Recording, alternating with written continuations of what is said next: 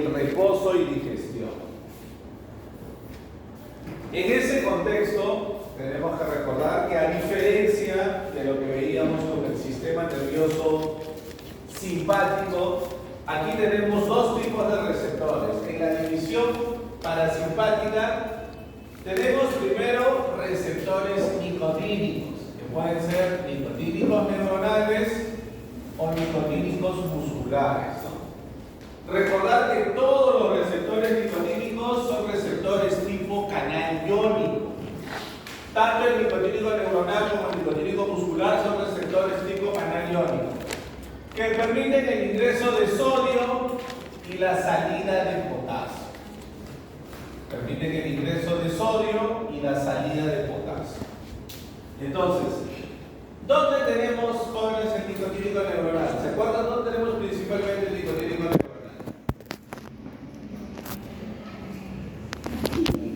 ¿Se acuerdan? ¿Ah? ¿Dónde tenemos el nicotínico neuronal? ¿Ah? ¿Dónde tenemos? Acuérdense, tiene que acordarse. ¿Dónde tenemos el nicotínico neuronal?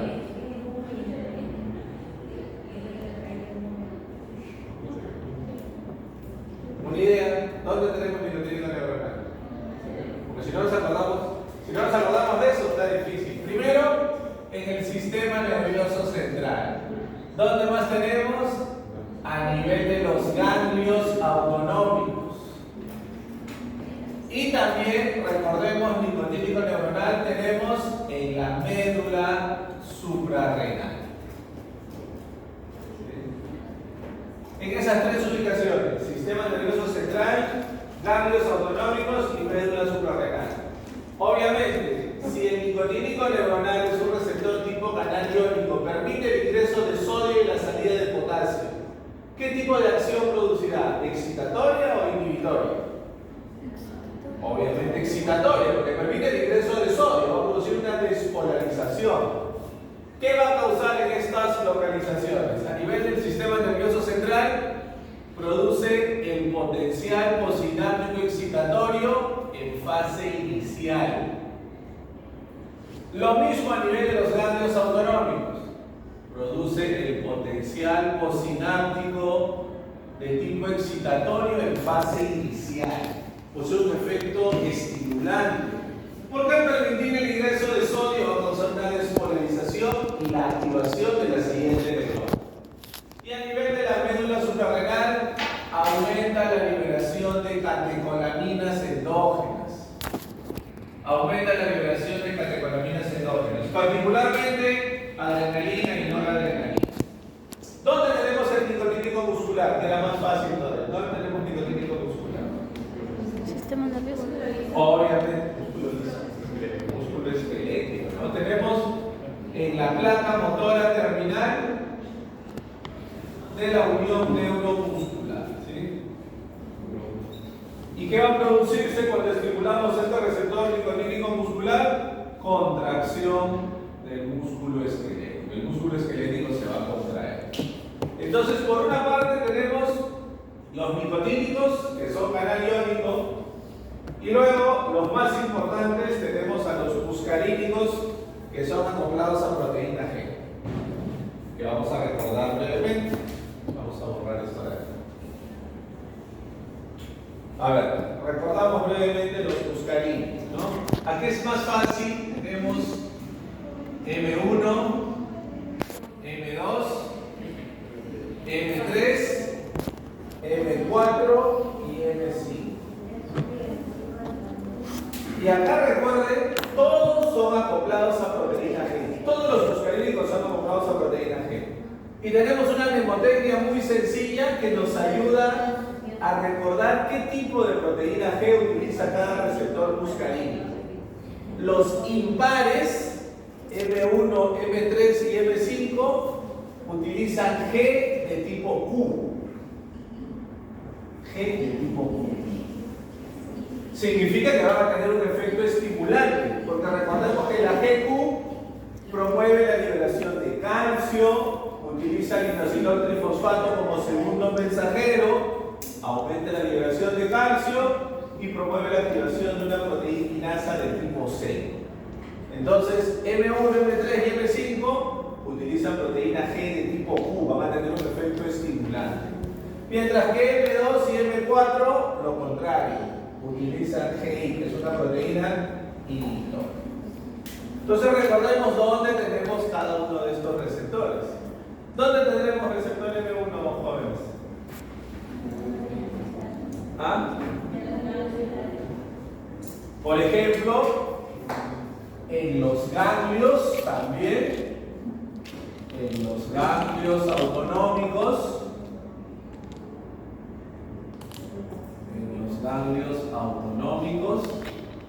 y también en el sistema nervioso central. ¿A qué ubicación se parece esta ubicación de M1?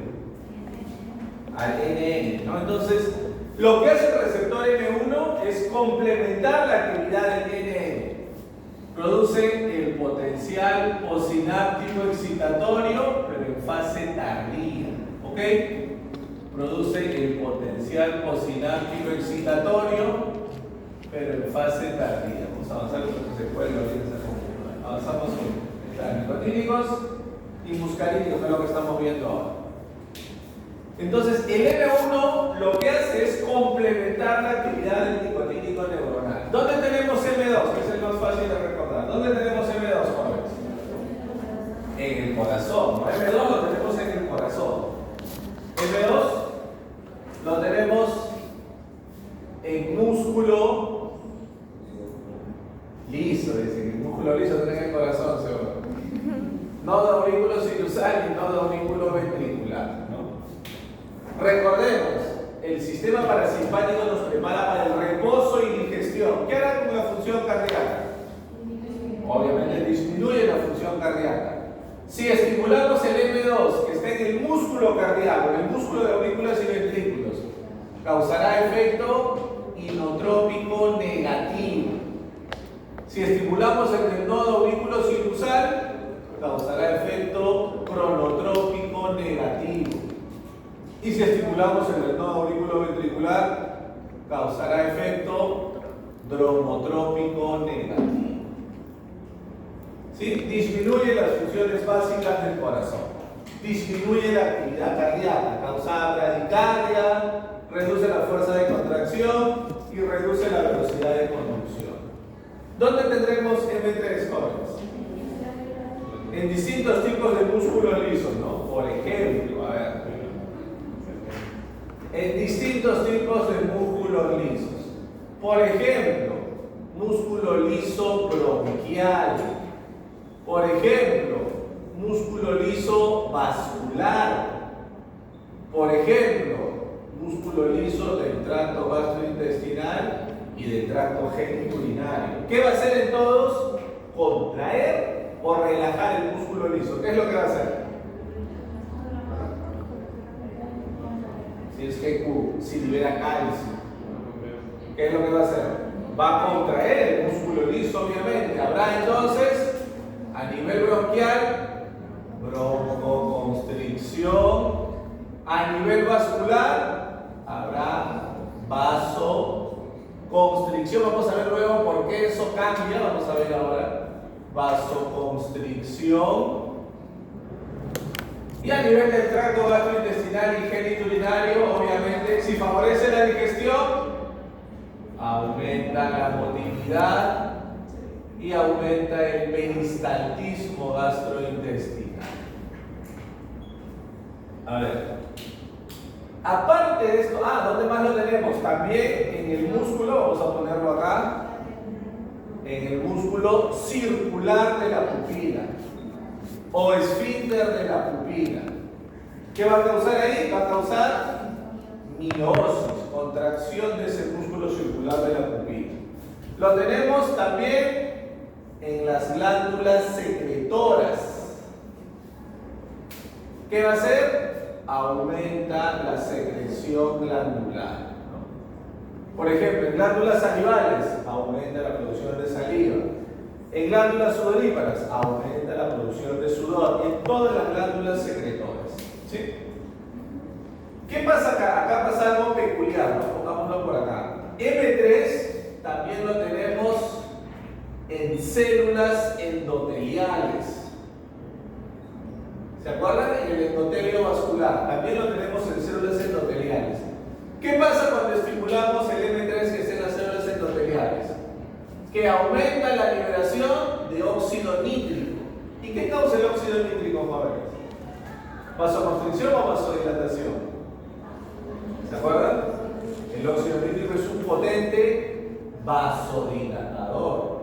Por eso es que a pesar de que la estimulación del músculo liso vascular produce vasoconstricción, la respuesta predominante de la estimulación parasimpática sobre los vasos sanguíneos, la respuesta predominante es vasodilatación, porque la estimulación de las células endoteliales es más intensa y la liberación de óxido nítrico tiene un efecto más potente. ¿Estamos hasta acá? ¿Se entendió? Sí.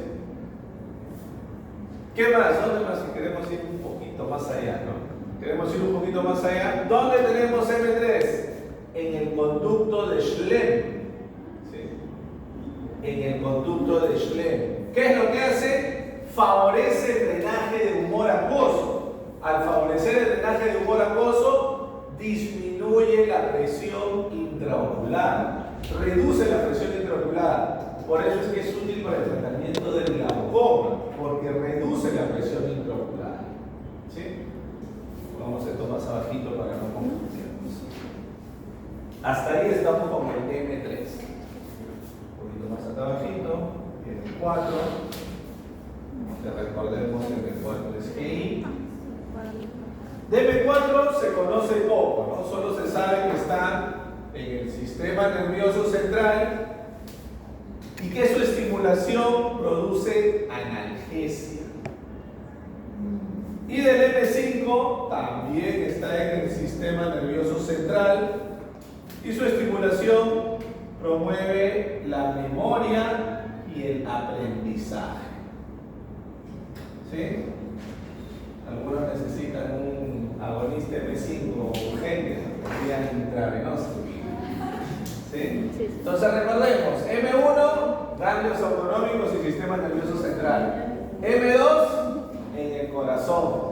M3, en distintos tipos de músculos lisos. M4 y M5, en el sistema nervioso central. Entonces, como vimos en el caso anterior de la división simpática, recordando esto, sobre todo lo que vemos acá de los receptores muscarínicos, va a ser más fácil que entendamos qué es lo que hace cada agonista o antagonista. A ver, hablemos primero de los agonistas. Nosotros tenemos dos tipos de agonistas colinérgicos. Agonistas colinérgicos de acción directa y agonistas colinérgicos de acción indirecta. Los de acción directa son aquellos que van específicamente y estimulan los receptores. Los agonistas colinérgicos directos son aquellos que imitan la acción de la acetilcolina, estimulando específicamente, de manera directa, a cada receptor muscarínico. Vamos a ver que los agonistas colinérgicos directos estimulan principalmente receptores muscarínicos. Casi no tienen actividad nicotínica.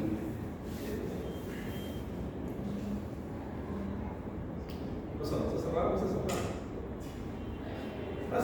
¿Quiere escuchar la clase? ¿Quiere escuchar la clase? Pasa.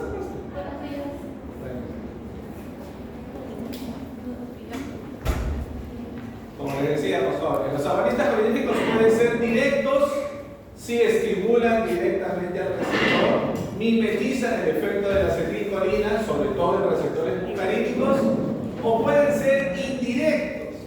Indirectos serán aquellos que inhiben a la enzima acetilcolinesterasa.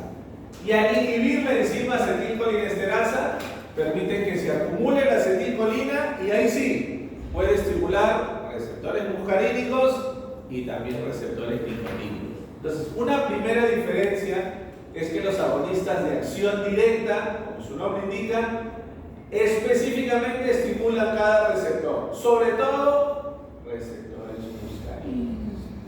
En En cambio, los agonistas indirectos lo que hacen es inhibir a la enzima acetilcolinesterasa.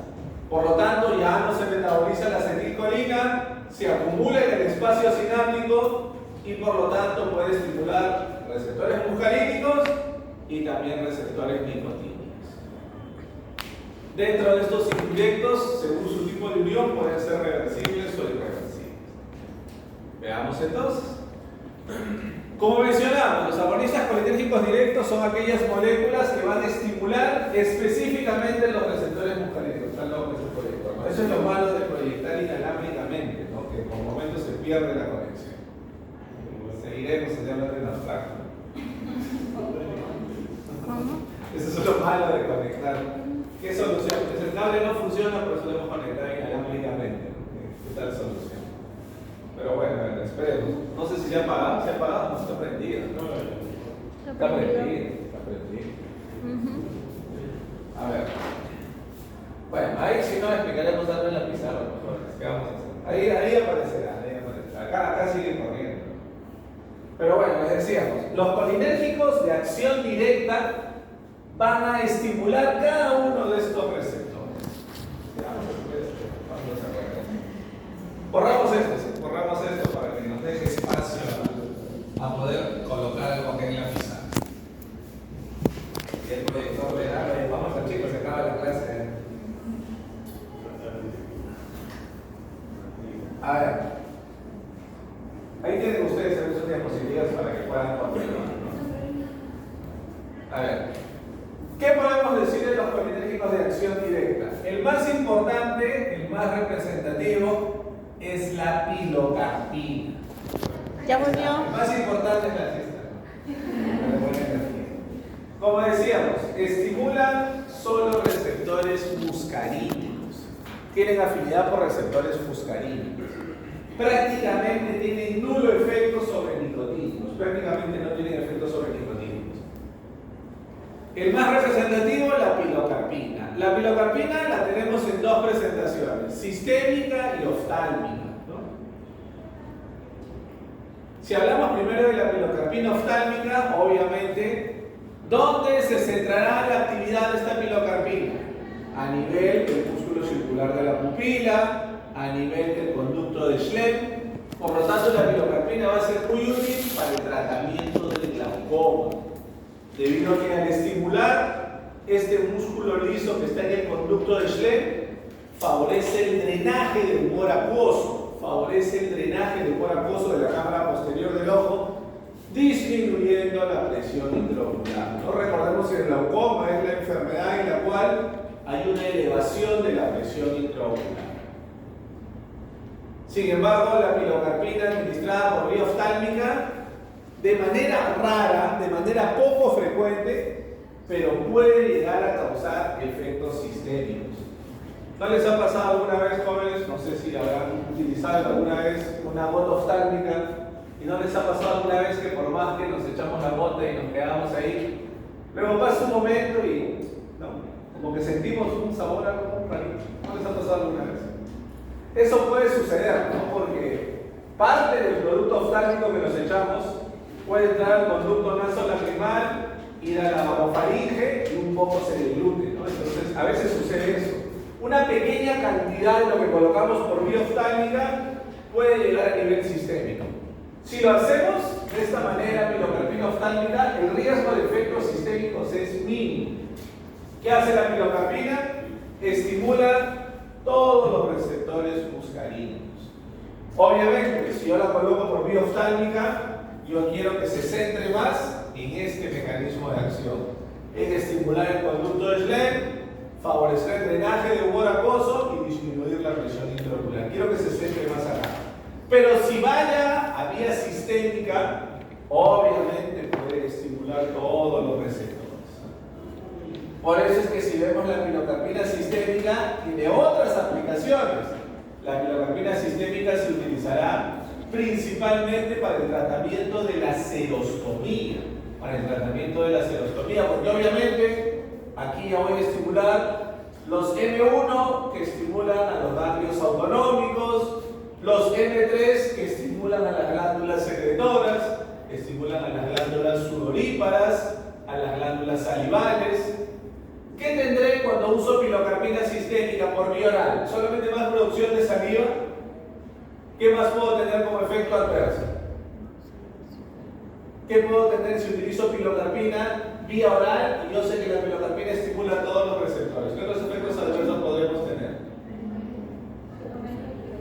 Aumento del peristaltismo, aumento de la motilidad. El paciente va a estar constantemente en el baño, ¿no? Miccionando, defecando. Va a tener el paciente bradicardia, disminución de la frecuencia cardíaca. Va a tener miosis. Va a tener aumento de secreción de las glándulas sudoríparas. Muchos efectos potencialmente incómodos para el paciente. Por eso me dicen, produce numerosos efectos sistémicos. Recordemos que la pilocarpina es útil para la serostomía y también es útil para el tratamiento del síndrome de Sjögren. En el síndrome de Sjögren tenemos tres componentes, ¿no? Hay serostomía, hay seroftalmia, secreción a nivel ocular, disminución de la producción de lágrimas y también de artritis reumatoide. ¿Sí? Entonces, la pilocarpina nos puede ayudar para la serostomía y también para la seroftalmia. Y aquí tenemos una lista de algunos otros compuestos que también se utilizan para el tratamiento de la serostomía, ¿no? Vemos obviamente, así como se acuerdan cuando vimos neuralgia de trigémino, ¿cuál es el fármaco más usado en la neuralgia de trigémino? Carbamazepina, ¿no? Es un desastre la carbamazepina, ¿no? Causa gastritis, hepatotoxicidad, somnolencias, un montón de efectos adversos. Pero es el que más se usa porque es como el que se tiene más experiencia, como el que se ha investigado más. Algo parecido pasa con la pilocarpina, vean ustedes. La pilocarpina es la que tiene mayor versatilidad de aplicaciones. Se usa para serostomía causada por radioterapia de cabeza y cuello, para serostomía por síndrome de Sjögren, para serostomía en pacientes que han recibido un órgano trasplantado, para serostomía inducida por fármacos. Como hemos visto, ¿se acuerdan? Algunos fármacos antihipertensivos causan serostomía.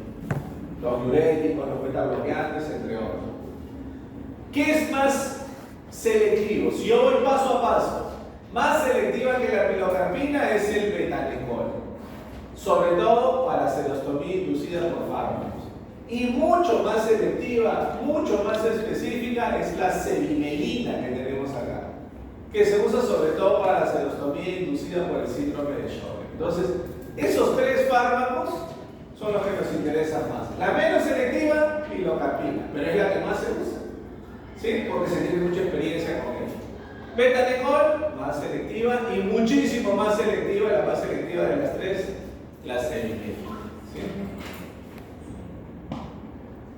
Acá nos hablan en esta referencia también que cuando se usan algunos cialogogos, cialogogo es cualquier fármaco que estimule la producción salival, Cuando se usa pilocarpina por vía oral, va a ser útil para mejorar la secreción salival, pero puede causar efectos adversos sistémicos, obviamente, ¿no? Sudoración excesiva. La sudoración excesiva tiene un nombre, ¿no? Eso se llama diaforesis. ¿Sí? Una sudoración excesiva se conoce como diaforesis. Entonces, la pilocarpina sistémica puede causar diaforesis, puede causar flushing, que es una vasodilatación de los lechos vasculares a nivel periférico, incremento de la frecuencia urinaria, problemas gastrointestinales, por lo tanto, prohibido en administrar en pacientes adultos mayores que son más susceptibles a estos fármacos. Vemos ahora los colinéticos de acción indirecta. Cuando hablamos de los colinéticos de acción indirecta, tenemos en primer lugar los que se unen a la acetilcolinesterasa, pero de forma reversible, con un enlace débil. Puede ser fuerzas de Van der Waals o puede ser puentes de hidrógeno, ¿sí? Como decíamos, se van a unir de manera reversible a la enzima acetilcolinesterasa. Si se unen a la enzima acetilcolinesterasa, van a bloquear a esta enzima. Al bloquear a esta enzima, la acetilcolina se queda libre y continúa estimulando de forma repetida sus receptores. Porque al bloquear la acetilcolinesterasa ya nadie va a metabolizar la acetilcolina. ¿Sí? Aquí sí, como les decía, pues, al quedar bloqueada la enzima acetilcolinesterasa, se acumula la acetilcolina. Aquí sí la acetilcolina podrá estimular receptores muscarínicos y receptores nicotínicos. Entonces, una diferencia importante entre colinérgicos de acción directa y de acción indirecta es que los de acción directa tienen efecto principalmente muscarínico.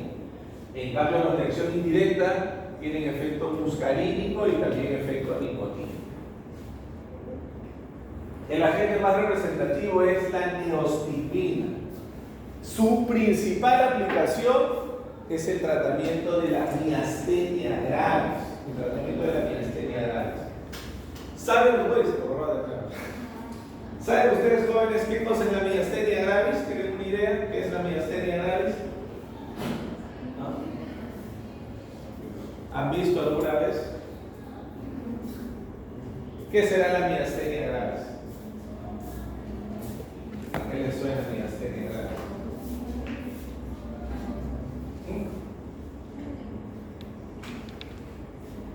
La miastenia gravis, vamos a colocarlo acá ya se borró ahí. Hasta que quiera aparecer el proyector nuevamente. La miastenia gravis es una enfermedad autoinmune en la cual el organismo del paciente produce una gran cantidad de anticuerpos, inmunoglobulina G e inmunoglobulina M, que van a destruir a los receptores nicotínicos musculares. Recuerden que una enfermedad autoinmune es aquella enfermedad en la cual el propio organismo del paciente desconoce un componente de su cuerpo y trata de destruirlo. ¿Sí? ¿Qué enfermedades autoinmunes conocen ustedes, jóvenes? ¿Algunas? Por ejemplo, el lupus eritematoso sistémico, pérfido, hay trombocitopenia autoinmunitaria, artritis autoinmunitaria. Entonces, la miastenia gravis, ¿a qué afectará? ¿Dónde está el nicotínico muscular? ¿Se acuerdan? En el músculo esquelético. ¿Qué pasará si, por poner un ejemplo, normalmente yo tengo, por poner un ejemplo, 1 millón de receptores nicotínicos musculares, 1 millón, y eso me permite mantener un adecuado tono muscular, poder realizar mi actividad normalmente? Pero de repente la miastenia gravis me baja de 1 millón a 500.000. ¿Qué pasará? ¿Cuál será la principal manifestación de esa miastenia gravis? Si hay menos cantidad de receptores nicotínicos musculares. ¿Cuál será la principal manifestación de esta enfermedad? Ese es el mismo extremo, ¿no? Antes de llegar a la parálisis, ¿cuál será la principal manifestación? Dificultad para los movimientos, debilidad muscular. Que en un caso extremo, si no recibe tratamiento, puede llegar a la parálisis muscular completa. Entonces, si yo tenía, como les decíamos, por poner un ejemplo, normalmente 1 millón de receptores y en el paciente con miastenia gravis, ahora tengo solo 500.000 receptores. ¿Cómo puedo hacer yo que estos receptores funcionen como si el paciente estuviera sano? Inhibiendo a la enzima acetilcolinesterasa. Porque al inhibir la enzima acetilcolinesterasa, se va a quedar más tiempo en el espacio sináptico la acetilcolina y podrá estimular de forma repetida a esos pocos receptores que quedan. ¿Se entiende, jóvenes? ¿Se entiende? Entonces, el tratamiento para la miastenia gravis incluye inhibidores de tipo reversible de la enzima acetilcolinesterasa. El más utilizado es la neostigmina. Entonces, su tratamiento va a basarse en eso, ¿no? El tratamiento básico de la miastenia gravis es la neostigmina. Secundariamente se puede utilizar también en otras aplicaciones como la retención urinaria no obstructiva, pero ya casi no se usa para eso. Su principal aplicación sigue siendo la miastenia gravis. También existe otro fármaco que es la piridostigmina, también útil en miastenia gravis, la piridostigmina, que tiene menos riesgo de efectos adversos en comparación a la neostigmina. Y también una acción más prolongada, permitiendo que se administre menos veces al día. Existe también otra enfermedad, una enfermedad ya en este caso, una enfermedad degenerativa del sistema nervioso central, en la cual se presenta muerte de algunos grupos realmente de neuronas colinérgicas. ¿En qué enfermedad se producirá eso, jóvenes? Esto tiene que ver algo con lo que vamos a exponer en el seminario. ¿Qué enfermedad degenerativa? Habrá muerte de grupos neuronales, de neuronas colinérgicas. En el Alzheimer, ¿no? En el Alzheimer. Entonces, en el Alzheimer pasa eso, existe muerte de neuronas colinérgicas. Hay grupos neuronales colinérgicos que han disminuido su actividad. ¿Sí? Muerte de neuronas colinérgicas en el sistema nervioso central. Entonces, nuevamente, ¿cómo nosotros podemos hacer que yo antes tenía 1 millón de neuronas, ahora tengo solamente 500.000 neuronas? ¿Cómo puedo hacer que esas pocas neuronas sigan funcionando como si yo tuviera todas mis neuronas activas? Bloqueando la acetilcolinesterasa y permitiendo que la acetilcolina estimule de forma repetida a esas pocas neuronas que quedan. Pero para esto existe otro fármaco más selectivo que se llama ribastidina. También se usa la tirosina para el tratamiento del Alzheimer, pero el más selectivo es la ribastidina. Entonces también estos inhibidores de la enzima acetilcolinesterasa pueden ser útiles para el tratamiento del Alzheimer. Veamos ahora los de tipo irreversible. Los de tipo irreversible obviamente se van a unir a la enzima acetilcolinesterasa para bloquearla, pero lo hacen con un enlace fuerte, con un enlace covalente. Por eso son irreversibles.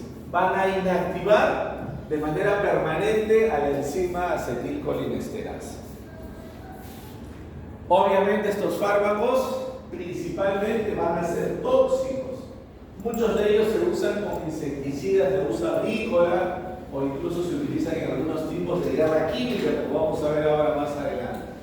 Son fármacos extremadamente liposolubles. Son moléculas de pequeño peso molecular, su tamaño molecular es muy pequeño. Son tan liposolubles que se pueden absorber por vía respiratoria o incluso a través de la piel. ¿Ustedes han visto, jóvenes, alguna vez en el campo, en la chacra, en un cultivo, cuando una persona va a fumigar? ¿Han visto alguna vez cuando está fumigando? ¿Cómo está la persona que está fumigando en la chacra? ¿Hace calor y está con short, con bibirí fumigando? Bien tapada. Por más que haga calor. ¿Cómo está? Totalmente cubierto, ¿no? Está como astronauta, así como salíamos a trabajar cuando había pandemia, ¿no? Totalmente como astronauta, ¿no? Tapado la cabeza, los brazos, ¿no? La vía respiratoria. ¿Por qué? Porque estos tóxicos son extremadamente liposolubles. Si a la persona que está fumigando le cae un poquito en la piel, se absorbe a través de la piel y le causa una intoxicación. Si lo está fumigando por aspersión, esas pequeñas gotitas de agua pueden ingresar por la vía respiratoria y le causan una intoxicación. Entonces, al ser tan liposolubles, atraviesan fácilmente el sistema nervioso central y van a causar manifestaciones muscarínicas, porque recordemos que hay M1 en el sistema nervioso central, y también manifestaciones nicotínicas, porque hay NN en el sistema nervioso central.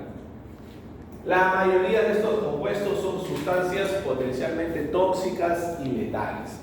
Solamente existe una que tiene uso terapéutico, un uso terapéutico algo raro, pero existe una que tiene uso terapéutico, que se llama malatión. El malatión es el órgano fosforado, el único que tiene aplicación terapéutica. Se usa tópicamente en presentación de loción para pacientes que tienen pediculosis. ¿Saben, jóvenes, qué es pediculosis? ¿Saben qué es pediculosis? ¿Ah? ¿Qué será pediculosis? ¿A qué suena pediculosis? ¿Ah? A pie. La pediculosis es la infestación por piojos, ¿no? Entonces, el único uso terapéutico de los órganos fosforados es para este maladión que se utiliza tópicamente en loción en pacientes que tienen peliculosis. Los demás no tienen uso terapéutico. Este insecticida agrícola que les decíamos, el más conocido es el paratión. El paratión es un insecticida de uso agrícola que se usa mucho para fumigar las plantas, para fumigar los productos que se están cultivando en el campo, porque va a evitar que sean contaminados con algunos parásitos, algunas plagas que llegan a este tipo de cultivos. Por eso es muy, como les decíamos, muy potencialmente tóxico, altamente liposoluble, se absorbe por la piel, se absorbe incluso por la vía respiratoria. Y existen también algunos gases nerviosos, ¿no? Como el sarín, el somán y el tabú. Son todavía más liposolubles y son gases. Imagínense, ¿no? Tienen un efecto de inhibir de manera irreversible la acetilcolinesterasa. De ahí viene cada cierto tiempo. El más importante de estos, por ahí el más conocido, es el gas sarín. El gas sarín se ha utilizado mucho, incluso en atentados terroristas, en la guerra química, porque este gas sarín es extremadamente liposoluble, ¿no? Hace muchos años, fue buscar por ahí, creo que es una película que hicieron de ese tema.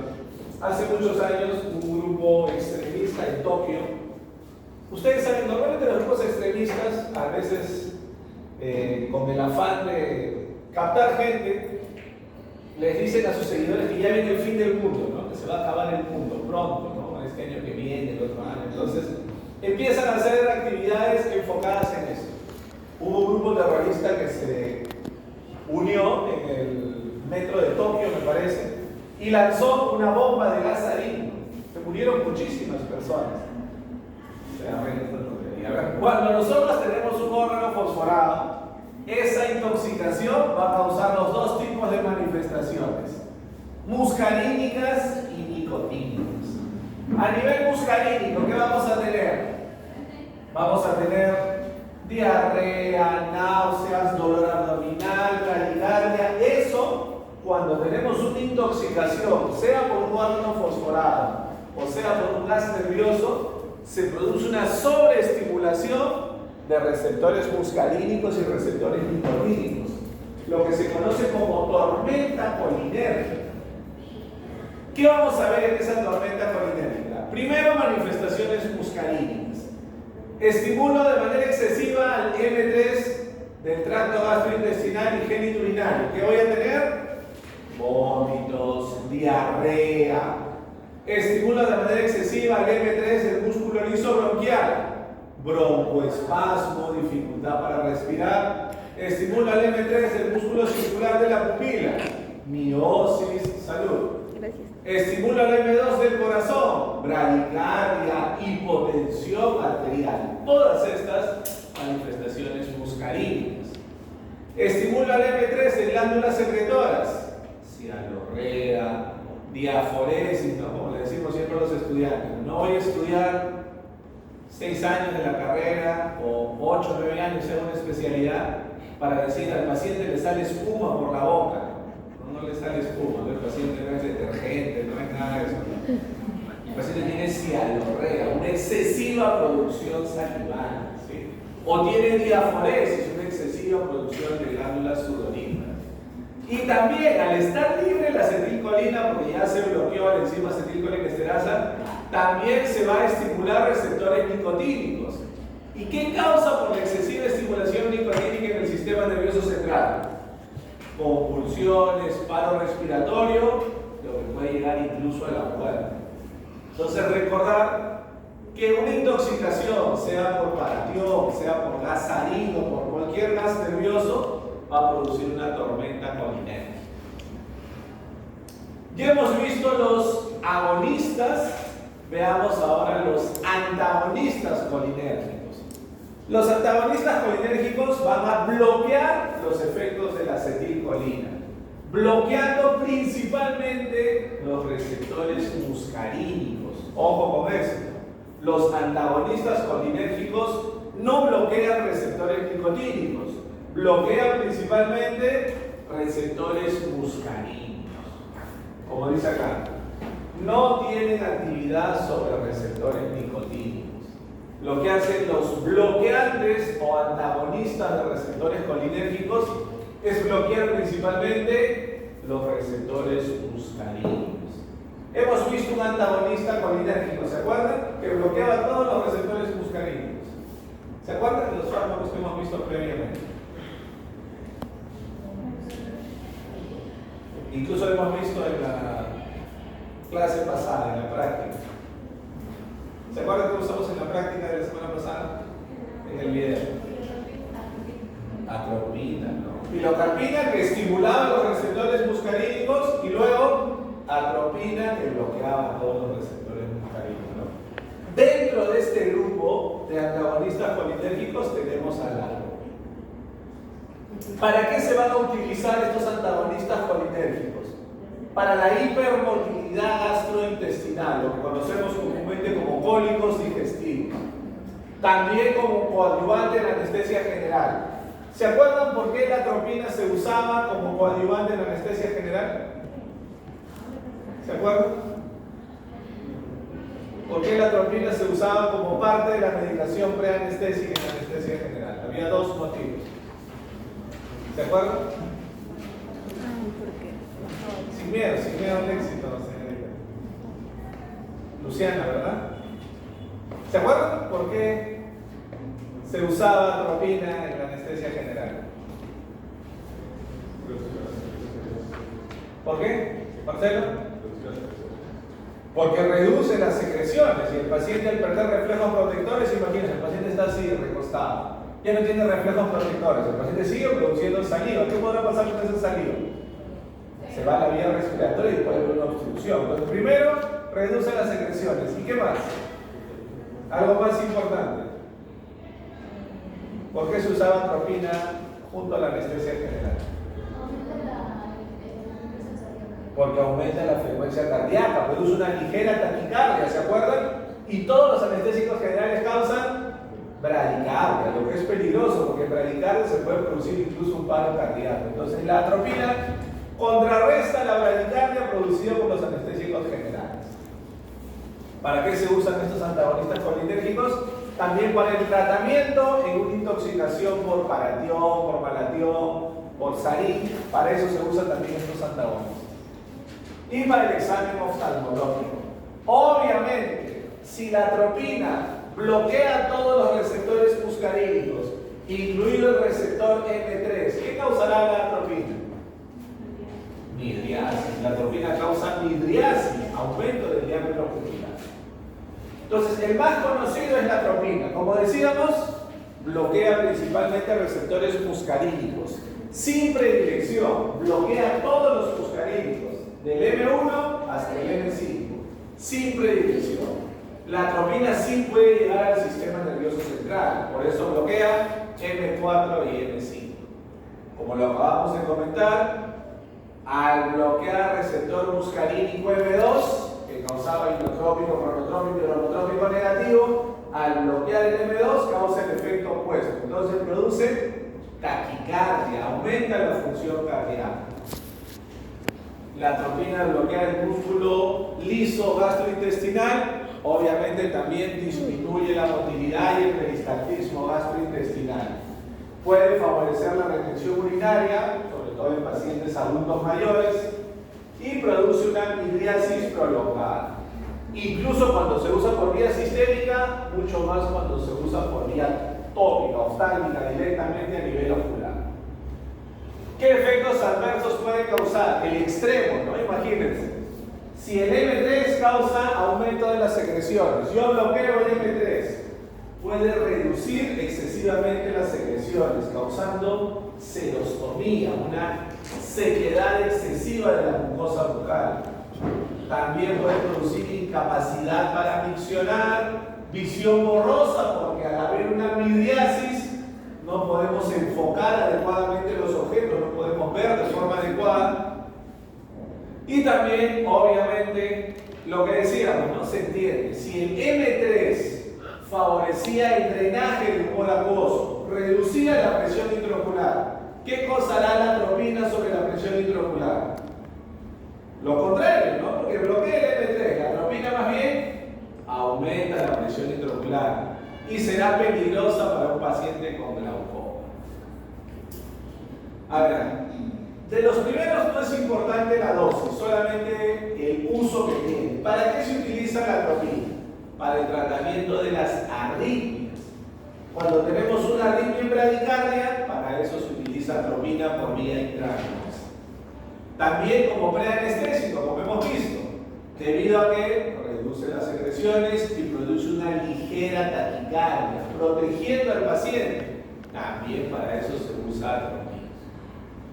Asimismo, como antídoto, cuando mi paciente se ha intoxicado con paratión, con gasarín, esos pacientes que ya han intoxicado porque han estado fumigando sus cultivos y no tomaron las precauciones de protegerse correctamente, en esos pacientes como antídoto se usa la atropina. Pero a ver, imagínense ustedes, la acción de la atropina es corta, dura solamente entre 15 a 20 minutos. Si la enzima acetilcolinesterasa continúa inactivada, porque recordemos, el paratión, el gasarín son inhibidores irreversibles de la acetilcolinesterasa.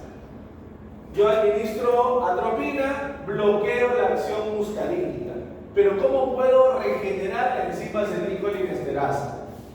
Usando un fármaco que se llama pralidoxima. La pralidoxima es un reactivador, un regenerador de la enzima acetilcolinesterasa. Rompe el enlace entre la acetilcolinesterasa y el órgano fosforado. Rompe el enlace para que la acetilcolinesterasa esté libre y empiece a metabolizar la acetilcolina y desaparezcan las manifestaciones muscarínicas y nicotínicas. Para eso se utiliza esta pralidoxima, es un reactivador de acetilcolinesterasa. Sigue sin salir, pero bueno. Seguramente ustedes, ¿qué cosa se toma normalmente, jóvenes, cuando tenemos un problema digestivo, un cólico gastrointestinal? ¿Qué se toma normalmente? ¿Qué nombre comercial conocen? Cuando vamos a la farmacia, ¿qué nos dan cuando, o si lo hacemos correctamente, vamos al médico, no a la farmacia, vamos al médico, el médico nos da una receta. ¿Qué nos receta normalmente cuando tenemos hipermotilidad gastrointestinal, cólicos digestivos? Naproxeno. Enterogermina, punto, buen punto. Enterogermina no sirve para nada. La enterogermina es un producto que es 90% comercial y 10% efectividad. Hay productos mucho mejores que enterogermina, como por ejemplo Floratil. Floratil es un producto excelente que tiene muchísimo mayor evidencia científica, pero por un tema de costumbre. Ustedes saben que, a ver, paréntesis, ¿no? Ustedes saben que hay toda una especialidad en venta, ¿no? Hay personas que siguen a la... ¿Cuál es el enfoque de alguien que estudia marketing? Venderte algo que tú no necesitas, y que no te va a ser útil. En la industria farmacéutica hay mucho de marketing y la enterogermina no es un buen producto, hay productos mucho mejores. Pero aparte, para el cuadro agudo, regresando al tema, ¿qué nos da el médico normalmente cuando tenemos un cólico digestivo? Buscapina, ¿no? Buscapina. ¿Qué es la buscapina? Escopolamina. Escopolamina, o también su nombre completo es N-butilbromuro de iosina. N-butilbromuro de iosina. O simplemente iosina. Simplemente iosina o N-butilbromuro de iosina. Al bloquear los receptores muscarínicos M3 del tracto gastrointestinal, alivia los cólicos, alivia la hipermotilidad gastrointestinal. ¿Sí? Muy útil para el tratamiento de espasmos de las vías digestivas, para el tratamiento de la cinetosis e incluso para el tratamiento de la dismenorrea. En casos de dolor intenso por cólico menstrual, también funciona la iosina, porque obviamente También hay receptores muscarínicos M3 en el músculo liso uterino.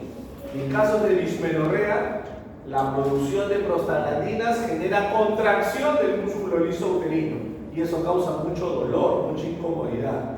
En esos casos severos de dismenorrea, funciona también la escopolamina. Espasmolítico de acción específica, sobre todo para el tracto gastrointestinal, y presenta pocos efectos adversos. Por vía oral normalmente se utilizan 10 miligramos hasta 4 veces al día. Cuando se quiere un efecto más intenso, se asocia con paracetamol. Por eso habrán visto que hay buscapina simple y buscapina compuesta, ¿no? Que viene en mayor concentración y asociada con paracetamol. ¿Para qué se va a utilizar entonces la escopolamina? Las indicaciones que hemos mencionado, ¿no? Para tratamiento de problemas a nivel digestivo, para también reducir la incidencia de vómitos post-anestesia general y para casos de espasmo a nivel gastrointestinal, para casos de cólicos digestivos. Y también problemas de dismenorrea, como hemos mencionado, porque bloquea el receptor muscarínico M3 que está en el músculo liso uterino. Y el último fármaco que vamos a ver, jóvenes, es el bromuro de ifratropio. El bromuro de ifratropio. El bromuro de ifratropio es un fármaco que se usa por vía inhalatoria. Y si bien es cierto, no es totalmente selectivo, al usarlo por vía inhalatoria, va a bloquear sobre todo el M3 que está en el músculo liso bronquial. Si yo bloqueo el M3 que está en el músculo liso bronquial, ¿qué efecto voy a tener? Broncodilatación. Entonces, ¿para qué será útil el bromuro de ifratropio? ¿Para qué enfermedad? Para pacientes con asma. El bromuro de ifratropio, primero, es un derivado de amonio cuaternario. ¿Por qué eso es importante? Porque tiene un alto peso molecular, lo que impide que se absorba por vía digestiva.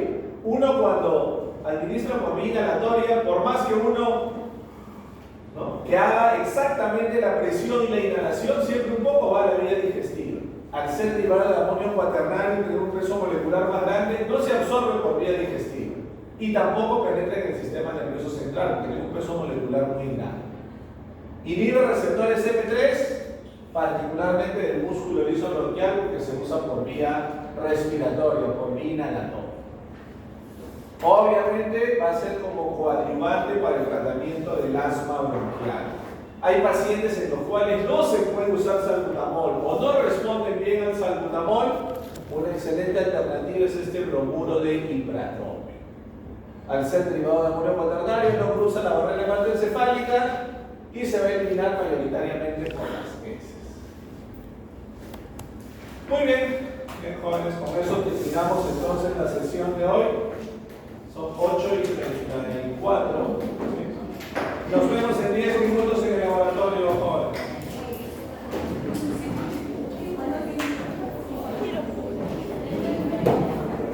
Ya somos dos.